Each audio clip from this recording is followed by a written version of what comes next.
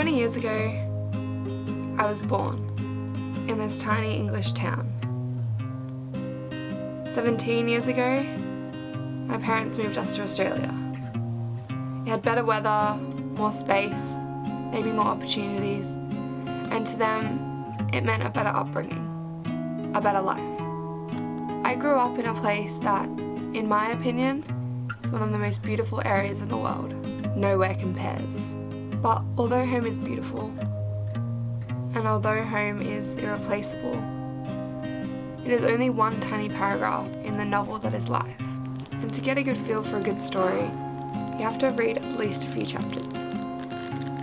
So here I am, back in this supposedly rainy, dull, and miserable part of the world. Back in a town where both my parents were born and raised. I passed the houses they were born in, the parks they used to play in as kids, the schools they attended, the people they used to know, the pubs they used to drink at. It's odd to hear so much about them living here and being here and growing up here, but them not being here, and me not seeing them here. Their home isn't here to me, but I wanted to live here and try and experience it for myself. My corner of the world is incredible, incomparable. But it's just that. It's a corner.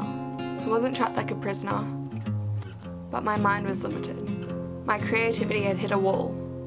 There were so many more pages of the book that I wanted to explore, so I decided that I needed to leave for a while. I realised that I could so easily have just stayed in that one paragraph forever. Maybe I could have added a few sentences. Marriage, children, full-time job, new house, retirement. I realised that although I could add a few sentences, I would never leave the first page. It would be safe, it would be easy, but it wasn't an option. And so I booked a one-way ticket and a trip of a lifetime, and I saw what seemed like the world, but really was only a tiny fraction of it. I realised that the tiny little town I was born in was the perfect base and the perfect doorway for travelling around an amazing part of the world. What better place to decide your future than your past?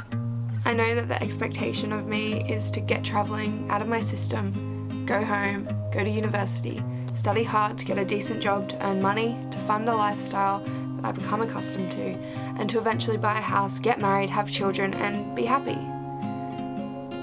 But I'm not quite sold on that idea. Undoubtedly, money is necessary, but happiness is a whole nother ballgame. If you enjoy your job, it makes life all the sweeter. So I'll find something that makes me the necessary money to see the world and to do what I love, but I'll enjoy it, and it won't be something that I have remorse in participating in every day. It'll be something that I'm proud of, and something that'll pave the way to exploring all the pages in the book. Maybe I'll even have my own enormous, drawn-out, long chapter that people will love reading. Travelling has opened my eyes, it has opened my heart, and it has opened my soul. Some days I dream about the beach at home.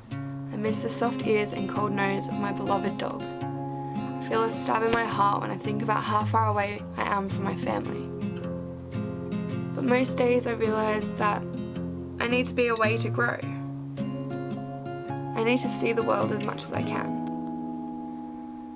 I need to experience life to its fullest potential and find some kind of inspiration to give my life some meaning. I'm so grateful for living such a fortunate life, and I'm no way unappreciative. But I have the option to travel and to leave responsibilities to later in life. And I know that if I go home now, although it'll be easy and it seems like it's the place that I want to be, I won't be the person that I want to be, and I won't have done everything that I wanted to do. I thought that coming here and travelling, that I was waiting for an epiphany or a realisation to come about what I wanted to do with my life. But maybe instead of waiting, I have to go on a long, hard journey to find it myself. And maybe one day, it'll be right there, right in front of me, as clear as day. But I won't even notice it as a big thing because I'd really been heading there the whole time.